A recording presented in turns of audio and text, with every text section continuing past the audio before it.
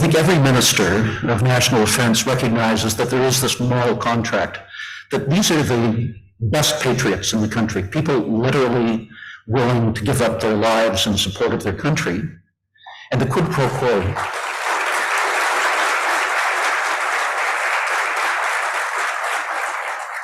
Our obligation is to give them the tools that are available to do the job and to give them a mandate that is doable. And they felt they had a minister who was fighting for them every single day. The government obviously has to have its own priorities in terms of where to put people. But if we couldn't have Minister Anand as Minister of National Defense at the present time, I can't think of anybody for the portfolio of Treasury Board who would be more appropriate or who would be more welcome by the Chamber network. We have somebody who understands business, whose professional training is well aligned with these responsibilities, and who understands that the potential that we have in our country is just unbounded. And so we're delighted to have you here and to be able to work with you. I apologize, Jocelyn, for getting ahead of you. But one of the key areas that obviously the government is going to be looking at is the whole area of infrastructure and how we can ensure that we have the infrastructure in place that allows us to move people and goods, to get the goods and services that we need for our business community, and also to be able to move our goods to global markets. And I think it's the perfect time as a result of that to introduce Jocelyn Young, who's the Manager for External Relations, Gateway Strategy at the Vancouver-Fraser Port Authority. Vancouver-Fraser Port Authority is a national resource. It is critical for us and for the whole of the Canadian economy, no matter where you're from in Canada. And Jocelyn's work is integral in helping connect Canadian businesses with the means to reach international markets. The Port of Vancouver is Canada's largest port, and it makes it possible for Canadian businesses and consumers to get the products essential for everyday life and business. The port's operation is vital to our economy, and it requires the oversight and work of many individuals. So I'd like to thank Jocelyn for taking time out from her busy schedule to be with us today. Jocelyn, welcome to the stage. The mic is yours. Thank you, Perrin. It's a pleasure to be here, and you couldn't keep me away, so thank you. I would like to begin by acknowledging that we are gathered on the traditional territories of the peoples of Treaty 7, which include the Blackfoot Confederacy, comprised of the Siksika, Piikani, and the Kainai, the Tsuut'ina First Nation, and the Stoney Nakoda First Nation tribes of Chiniki, Bearspaw, and Goodstoney First Nations. The city of Calgary is also home to the Métis Nation of Alberta Region 3. It is great to be here. Like I said, I couldn't stay away. And I hear that next year is in Halifax. You won't keep me away from there either. I hope the Port of Halifax will have me and show me around. Our vision at the Port of Vancouver is to be the world's most sustainable port, and our mission is to enable Canada's trade objectives, ensuring safety, environmental protection, and consideration for local communities. In overseeing the port's long-term success and sustainability, the Port Authority fulfills a vital role for Canada's economy. The Port of Vancouver is nearly the same size as the next 5 largest Canadian ports combined when it comes to the amount of cargo handled. We can handle the most diverse range of cargo of any port in North America, and this is a competitive advantage for Canadians. While it's almost 1,000 kilometers from where we are today to the port, our host city of Calgary is deeply linked to the port by trade, as are many of your communities. It is a privilege for us to support businesses and communities across the country, such as those here in Alberta, that relied on the port to ship out 30 million metric tons of cargo last year with an economic value of $48 billion. As the country's gateway to 170 countries around the world and handling 1 of every $3 of Canada's trade in goods outside of North America, activities at the port have a ripple effect across the country, as you well know, helping to sustain over 115,000 jobs, $7 billion in wages, and nearly $12 billion in GDP. And I will tell anyone this, I have the best job at the Port of Vancouver, at the Port Authority. I get to meet with my chamber friends on a regular basis. And for those that don't know, I'm vice chair of the Surrey Board of Trade, so I am very much personally invested as well. Thank you. I love to learn about the amazing work that you're doing to build better business environments and therefore better communities. The Port Authority is a proud member of the Canadian Chamber of Commerce and many local chambers of commerce and boards of trade. I thank you all for the incredible work that you do, and I hope to meet many more of you over the next couple of days. Now, it is my pleasure to introduce your keynote speaker. Minister Anand was first elected as a Member of Parliament for Oakville in 2019. She has previously served as Minister of National Defence, as Perrin mentioned, and as Minister of Public Services and Procurement. Minister Anand assumed the Treasury portfolio in July of this year. Minister Anand will provide remarks, followed by a fireside chat with Perrin Beatty. The session is an opportunity for chamber members to hear from a member of the government's economic team. Please help me in welcoming Minister Anand.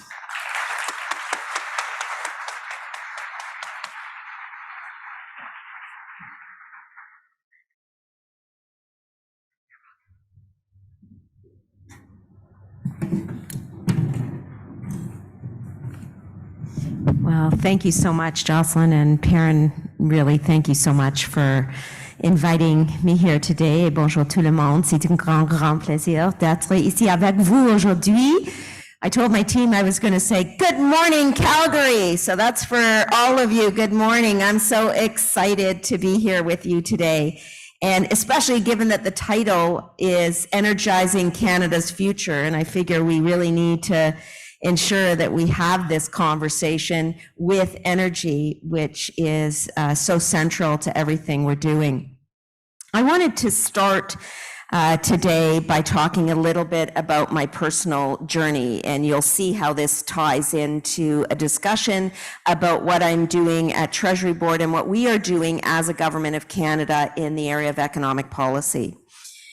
So I was born in Kemptville, Nova Scotia. My parents, ils sont des amis immigrants de Nouvelle-Écosse in the 1960s, and there were very few South Asian families in Nova Scotia at the time. But how many people are from Nova Scotia here, by the way? Where are the people from Nova Scotia? Great, perfect. So it didn't matter that my parents didn't look like anybody else in the community, really, or that we didn't, because Nova Scotians welcomed our family with open arms. They were incredibly giving and welcoming, and we didn't lock our doors at night. We ate dinner at our neighbor's house, and my parents basically worked all day. And I say that because that's what community is. And that's what is replicated in towns and cities across this country. Many of those towns and cities are represented here at this incredible gathering of chambers of commerce across this country. And I'll say that the idea of community is at the very heart of what I do every day at Treasury Board, and the way I think about policy, the way I think about what we need to do. Because in Kemptville, Nova Scotia, where I was born and raised, when we were growing up, the owner of the drugstore, McDougall's, or where we got our school supplies, Chisholm's, or where we got our sports stuff at Cleve's Sporting Goods, or where my dad got his clothes at Finney's, these were all family-run businesses, and the kids of the parents of those businesses went to school with us, Kings County Academy. And I learned at a very early age that it does take a village to build a community, and that communities across this country are looking out for each other. Now, flash forward to 2019, and I had taught law at the University of Toronto and other universities for almost 25 years. practiced corporate and securities law, focused on small and medium-sized enterprises in that job and the life of SMEs, how SMEs are raising capital. Those types of issues were very central to my work. And I was asked to run for office, and as one would, I politely declined a few times. And then I said, well, why not? And a number of people told me, well, you know, a racialized woman will not win in Oakville, Ontario. But I knew from my upbringing that small towns are supportive and that I may well have support in Oakville. And I just wanted to test the hypothesis as to whether I would win or not. And so as I went through that process and did win, and the Prime Minister then did ask me to be the Minister of Public Services and Procurement, I was surprised. And I ran home to find out what public services and procurement meant, as you would. Canada Post, Receiver General of Canada, but not on that list was the COVID-19 pandemic and procuring PPE, et cetera. But I'll just say that I learned then what we need to do as a government, which is to pivot and to be resilient. And many people look at our government during that time and say, how did they do that? By July 2021, we were the most vaccinated country in the G20. We had procured vaccines, PPE, and rapid tests. And even though I was facing a lot of criticism during that procurement, I knew that we were going to be successful because I knew the schedule and I was dogged with the vaccine suppliers. All that to say that that was a pivot for our government to support businesses and students and seniors during that time, as well as to procure much needed PPE and vaccines. And then the Prime Minister, as Perrin mentioned, appointed me to be at Defense, and there was another pivot. That was in terms of gathering aid for Ukraine, military aid for Ukraine. And Perrin, I miss the forces as well.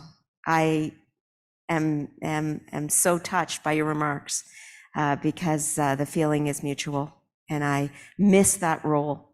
But I'm equally excited to be able to lead the Treasury Board during this economic time when we are facing high inflation and high interest rates, relatively speaking. There is the question that all of you are facing and your members are facing as well, as to how we as a government can do better for Canada and the Canadian economy. And so since July 26th, when I was sworn in as President of the Treasury Board, I've been traveling across the country. Et je vais vous visiter aussi. I'm going to visit you also. Halifax, Collingwood, Oakville, Winnipeg, Vancouver, and I'm coming to see you because I want to hear from you. Just as when I was in Defense, I wanted to hear from the forces themselves. And let me tell you a little bit about what we are doing at Treasury Board. Premièrement, nous devons continuer d'appuyer notre population canadienne et aussi les contribuables. What I say to my team every day, and this isn't just at Treasury Board, but throughout my last few years in government, would the Canadian taxpayer agree that this was a good measure for our country? And that means sometimes I say to my team in the Department of Public Servants, let's go back and look at that contract. Do we have clauses in the contract which allow the federal government to leverage their position in times of difficulty? Those are the types of cost-benefit analysis that I bring to the roles that I am in, and including Treasury Board. And so at Treasury Board, when I was appointed, almost the next week, I said, well, we need to launch a spending review. That was an obligation in Budget 2023, but immediately I sent a letter to my colleagues and said, we need to find savings in your budgets. Areas where money isn't being utilized for the purposes of Canadians. Are we spending too much on executive travel and outsourcing, for example? Let's find, I said, $15 billion of savings in 5 years and $4 billion every year thereafter.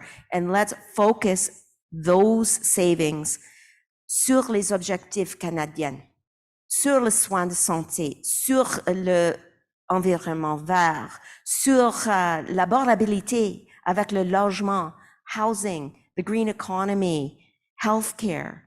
And so I'll be tabling the results of this review in this fall's supplementary estimates and every estimates process throughout the next following years. But let's be clear, we have an obligation to work for the Canadian taxpayer, and that's exactly what I want to do. Also at Treasury Board, we have a bill at second reading before the House of Commons, Bill S6. And what Bill S6 does is to make sure that we are addressing some of the barriers to competition. The Act's name is an Act respecting regulatory modernization. So it is going to ensure that we have digital ambition. It's going to ensure that in some areas, we are reducing the barriers to competition, reducing red tape. And so that is something that is very important to my work as well at Treasury Board. I mentioned digital ambition. Many people criticize the federal government for not being as efficient as we could be. And that's exactly what we are working on every single day, making sure that we are building digitized systems. So at Treasury Board, I have a chief information officer that reports directly to me on these issues. I'm working with Terry Beach to make sure that our systems are modernized and digitized. And then on the green economy at Treasury Board also, we are working to make sure that we reduce our emissions, the federal government, so that we reach net zero by 2050. We've already reduced emissions by 40% in terms of our buildings and our fleet, vehicle fleet. So that is something we're working on as well. Now, throughout all of this work, I'll just say that the key has to be on efficiency of process and purpose. And I will say, at the same time, our broader government strategy is to support Canadians across the board. And you saw that during the pandemic, the CEBA loan, which we all know, and you all know very well, but also other supports that we put in place during the pandemic. And those supports allow a foundation to exist in our economy where people can go to work. $10 a day childcare, the Canada Child Benefit are some examples there. And then on the broader economic policy front, as part of the government's economic team, of course, we have to pivot as well. On affordable housing, you've seen us recently remove the GST altogether on purpose-built rentals to ensure that we're unlocking supply in the housing sector. You have seen us also, in terms of the green economy, investing in EV battery plants, Ford, Stellantis, Volkswagen, Northvolt in Quebec. Ce sont des investissements cruciaux pour l'environnement, pour les changements climatiques. And Canada is going to become a world-leading supplier in EV batteries as a result of these investments. And then you see us also on natural resources, developing a list of critical minerals that will form the basis of our critical mineral strategy, and investing in that area of our economy so that Canada becomes a supplier of choice for critical minerals, including lithium, which is so central to battery production. So with all of that, I'd like to say that there are continued lessons to be learned in terms of how we can improve. And it is really in that spirit that I am here today. I know that we have to continue to build an economy that works for everyone. And in a country like Canada, so geographically diverse and multicultural, in a time of high inflation and high interest rates, we need to listen and then we need to pivot and respond. So avec ça, ce sont des mots cruciaux pour moi de dire aujourd'hui. And I'd like to end really where I began, which is small town Nova Scotia. I'm here because of the lessons that I learned as a child and then as a young adult in various towns and cities across the country, that you are all here in order to improve your own specific communities. And our job at the federal government is to listen and learn and then respond. And someone once said, you know, a small business is an amazing way to have an impact on the world we live in. And I couldn't agree more. All of you are having an impact on your respective communities. And I hope to be able to continue to support you in that work at the Treasury Board of Canada in whatever way I can. So thank you so much.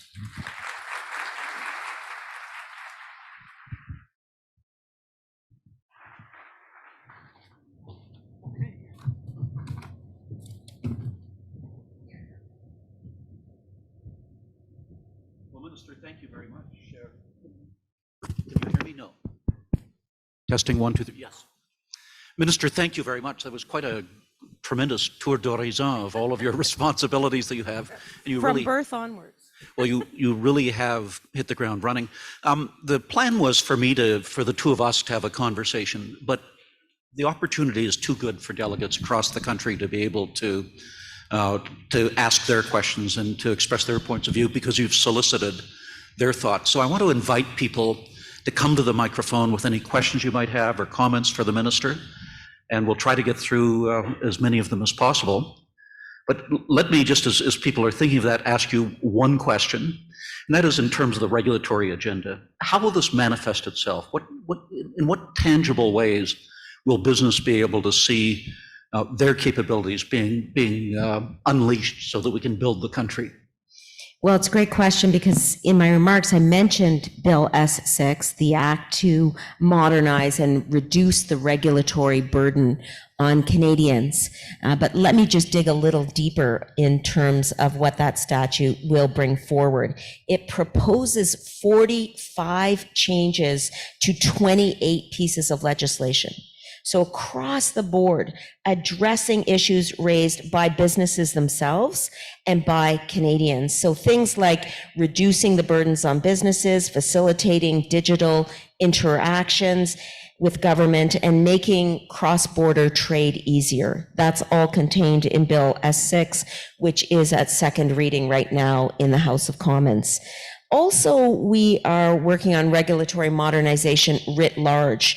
And in that vein, cooperation among jurisdictions could not be more important for federations in a globalized economy. And so let me give you just one example. The Canada-US Regulatory Cooperation Council is one group that we're working with closely. It's a stakeholder and regulatory forum. It works together to reduce cross-border red tape and foster cross-border investments. That's just one example. But we need to continue to increase the ability of businesses, small and large, to do business cross-border, reducing costs for them, while at the same time maintaining the health and the safety and the security of our citizens. So those are just two examples, Perrin, of the types of things that we are doing to reduce red tape. I read through a lot of the material relating to the Chamber's initiatives over the past years, and I think that's very much aligned with the type of thinking that I'm bringing forward. Thank you. Todd from Sherwood Park.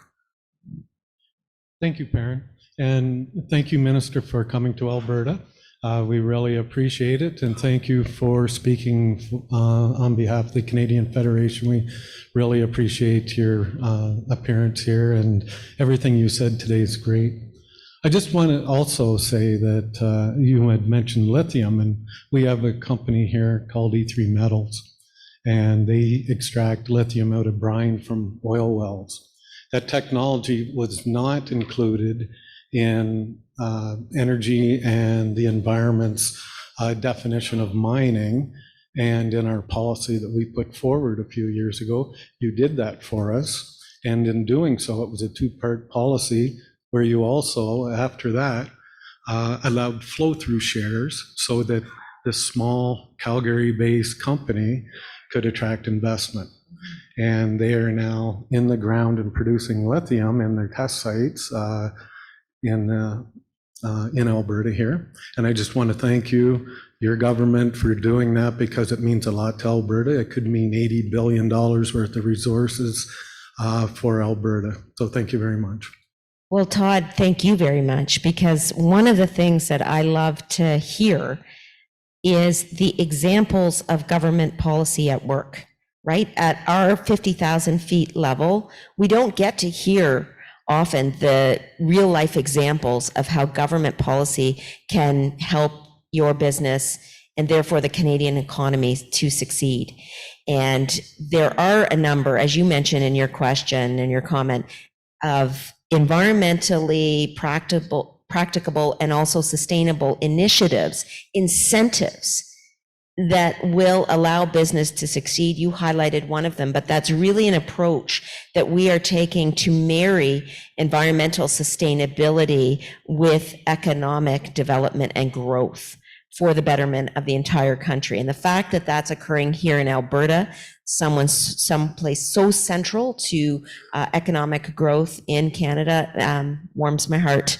So thank you for mentioning that. Please go ahead. Thank you, Minister. A pleasure to hear you speak, especially about small business across Canada. I'm Alison Hawkins. I'm chair of the Advocacy Committee for the Windsor-Essex Regional Chamber of Commerce. But in my day-to-day life, I've built a cloud accounting practice that supports business across Canada.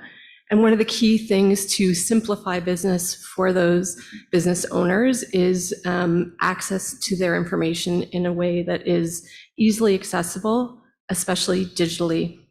So I would love to hear your feedback, perspective on open banking and why it's taking Canada so long to catch up with the rest of the world in terms of data sharing for small business. Well, thank you so much, Alison. Of course, open banking was a topic that I looked at extensively in my life as a professor. So I hear what you're saying in terms of the timing of the initiative relating to open banking. I agree with you. Transparency and access to information is very important across sectors, not only in government, but obviously throughout the private sector, and banking is no exception. But in terms of the actual timeline, I would be remiss if I tried to guess right now what is happening in terms of the finance department's itinerary. So I have my team here, and we will take that back, and we'll get your contact information in Windsor and get back to you with a specific response. Thank you very much. Thank you, Alison. Another question. Good morning, Minister Rakesh Naidu from Windsor-Essex Regional Chamber of Commerce. First of all, thank you to your own government for the investment that you're making in the EV supply chain. Windsor is a beneficiary of that with the Stellantis LG plant. So thank you for that. What we are seeing is that there's a great deal of interest in the sector. However, a lot of OEMs have complained or have been disappointed because there isn't really enough uptake of EV vehicles. And partly it's got to do with infrastructure or lack of infrastructure when it comes to charging. Can you talk a bit about what the government is doing to invest more on the infrastructure side? Most definitely. Thank you for the question. Of course, Stellantis, obviously extremely important in our mission to ensure that we are creating a hub, a supply chain hub for EV batteries in this country. Just to put your question in context, I just want to mention, and you may know these stats already, but we expect the EV supply chain that we're creating in Canada to yield about 250,000 jobs by 2030 and add about $48 billion to our economy. And so your point is especially important, especially when we see the increase in EV battery sales, EV car sales, generally speaking, which have increased since 2021 by 240%. So along with EV vehicles, we also need charging stations. I personally, we have 2 vehicles ourselves, and trying to get them both charged with one charger is a microcosm of the problem you are exemplifying in your question. So we have been building the infrastructure, contributing to the charging station infrastructure across the country. But with stats like 240% increase in electric vehicle sales since 2021, we're not necessarily meeting the demand where it's at. So what we have to do is to continue with infrastructure investments in local communities. In my community of Oakville, you drive down Lakeshore Road, you are going to see charging stations. You will see them at businesses who are implementing them on their own, as well as other places like bus stations. We have electric buses as well that we are supporting across the country. But what you're highlighting is across the country, if we expect to become a country that is using and reliant on the EV batteries that we're producing, we need the infrastructure to go along with it. And I know that my colleagues, Minister Guilbeault and Wilkinson, are working very diligently on ensuring that that infrastructure remains in place. Thank you. I think it's Bruce from Victoria back there at mic 5. Yes, hi, it's Bruce from Victoria, Greater Victoria Chamber. Minister, thank you for your time. I wanted to go back and talk about housing for a moment, if I could, which you mentioned off the top. So 2 particular things to create the ability to free up workforce housing within any general economy or any community. One would be housing at military bases. We have CFB Esquimalt in Greater Victoria, which has a personnel number of 6,500, and less than 10% of those people actually live on the base. So creating housing on the base would be a means of attraction and retention of personnel for military, which is a big issue. They have nothing but room. There's tons of, you've been there, you know that. And by freeing up those houses in the general housing market, that would mean workforce housing would be available for people as those people live on the base instead. And another one, which isn't directly within your purview, but could be, is housing on post-secondary campuses. If more students were living on campus, that creates a sense of community. It lessens the carbon footprint of them going to and from where they are, and again, frees up housing that could be used for general workforce housing. One little nerdy point on that, post-secondaries are of course the purview of the province, but the federal government has the ability to back that up. Post-secondaries at the university level in BC are allowed to incur debt in order to create housing. Community colleges are not. So for that reason, in Greater Victoria, Camosun College has 0 on-campus housing for their 20,000 students. So I'll put those points out there to create housing in those both places to create and free up workforce housing in general. Thank you. Well, thank you so much, Bruce. I really appreciate the question. And of course, housing on bases is very much top of mind, I know, for the Chief of Defense Staff and for Minister Blair. While I was in that portfolio, you're right, one of the things we were looking to address was the cost of living issues that armed forces members face by the very nature of their work, which is transitioning from base to base and place to place.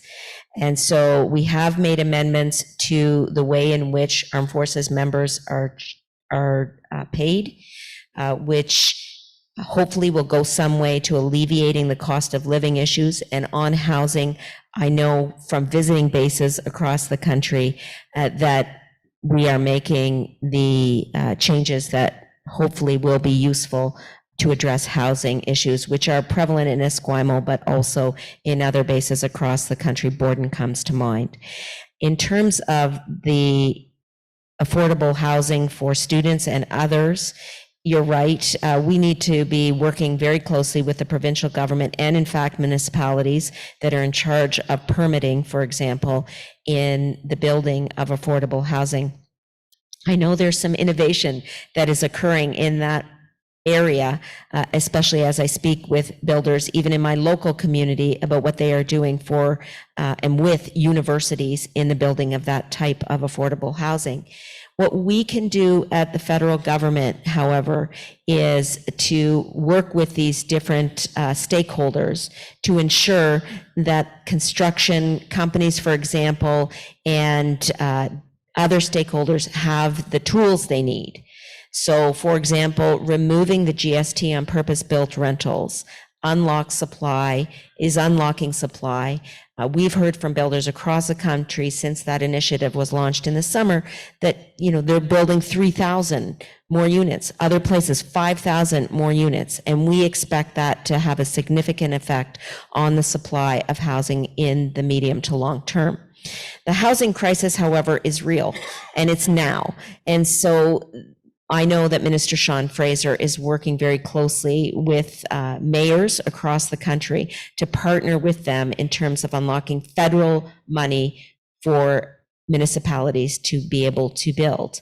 We have a $4 billion rapid housing initiative and a $70 billion housing accelerator fund. And Sean Fraser is very busy across the country making sure that money starts flowing as quickly as possible. You would have seen the Prime Minister's announcement in London for affordable housing, $70 million with the City of London. That's just one example of the way in which we need to partner, because as you say, there's constitutional questions here, and we need to make sure we're all working together to get housing built as soon as possible. Thank you. Question at microphone 3.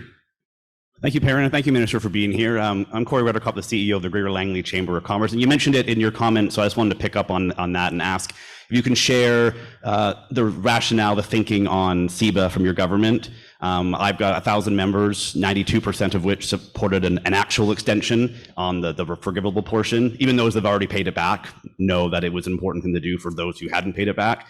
21% have no plans to pay it back in time on January 18th. So can you think of the rationale and why your government, this is the hill we chose to die on, this is the one thing we can't do anything about, and why your government chose not to extend the deadline that we are actually concerned about, the repayable one? Okay, thank you so much. John Charest used to always say, the question you've got to watch out for is the last one. Well, I just want to back up a bit and say that the federal government has provided more than $49 billion in liquidity for over 898,000 businesses.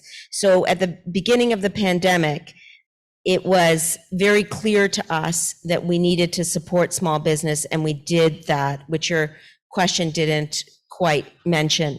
I will say that in the extension of the CEBA loan to the middle of January and then to the end of March, if it's refinanced with a bank, that is with the repayment of the rebate of the $20,000, but the repayment itself is extended to the end of 2026, though without the $20,000. And so I take the spirit of your question, however, that, businesses are still hurting. I'd like to say that I hear that, and I have said that many times, which is we supported businesses at the beginning of the pandemic from going bankrupt, and we need to continue to make sure we are there for them now. And so there is a line, however, as you were saying, there is a balance that we need to strike at the Government of Canada, which is, we are no different from households across the country where we are trying to make sure we are watching the public purse itself. And so this was very much a compromise initiative between providing full-scale support and building on the support that we've already provided and trying to support small business going forward.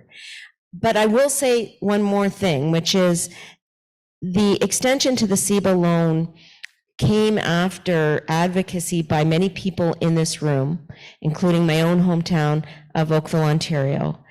And it showed to me the power of the chamber, actually, the advocacy and the work of your chambers every single day came across the desks of almost every parliamentarian I know. And I will just say that that advocacy was extremely powerful. I'm still in touch with people in different sectors, for example, in the restaurant sector, about how restaurants themselves are faring as a result of this particular extension. In the travel industry, how you are addressing those types of initiatives from the government, which don't go the full way, but go part of the way. And I'm actually still waiting for some of that data to come in, but I definitely hear you that this is not the ideal scenario that you wanted, and some of your members wanted, but at the end of the day, it was a decision relating to balancing competing spends that we have at the federal government. Minister, unfortunately, that was the last question. I'm getting high signs from my staff, from whom I take my marching orders, saying that we need to wrap up. But that was an important question, and thank you very much for that and for the other questions that we received. With that, let me invite the president and CEO of your local chamber, France Fournier, from the Oakville Chamber of Commerce, to thank you. C'est un honneur d'être ici aujourd'hui, ministre. Je vous remercie beaucoup pour votre présentation et discussion avec Perrin et la communauté aujourd'hui. I want to thank you again, Minister, for your insightful comments. You know, reducing red tape is music to our ears in this room. It is something that the Canadian Chamber and chambers across the country have been advocating for. And so I encourage you to continue down that path. I will tell you, from the moment Minister Anand was elected as MP for Oakville, she has been a strong advocate for our business community. Minister of Public Service and Procurement, Minister of National Defense, and now President of the Treasury Board, Minister Anand has remained accessible and interested in our local business. From the pandemic to traveling from across the world, Minister Anand always made time for our chamber. And she would kindly ask, "Do you have time for a chat today?" And I would smile and say, "Yes, I do." And so she would ask, you know, what are you hearing? What are the pain points? What do I need to know? And I'll share with you a very quick story that illustrates her deep commitment to her community. While at Defense, we were scheduled to host a breakfast, and 2 days before the sold-out event, she called me and said that circumstances had arisen that she may not be able to make the breakfast. And so we discussed the pros and cons of canceling and rescheduling, with me emphasizing that we could absolutely cancel and reschedule. My phone rang a few minutes later, and she said to me, "Walk me through this event, minute by minute. I made a commitment to be there, and I will be there." And she was. Minister, thank you for joining us today. Before you are a group of individuals who are committed to supporting our business communities. Over the next 2 days, we will gather to discuss the economic and political issues affecting the prosperity of Canadian businesses and set our policy agenda for the year. The minister has said that she is traveling to visit chambers of commerce from across the country. So my colleagues, I will say to you, get ready for that call. What are you hearing? What are the pain points? And what do I need to do? Thank you, Minister. This concludes our session. We're going to take a 30-minute health break, and we will reconvene in this room at noon for lunch and another presentation. Thank you.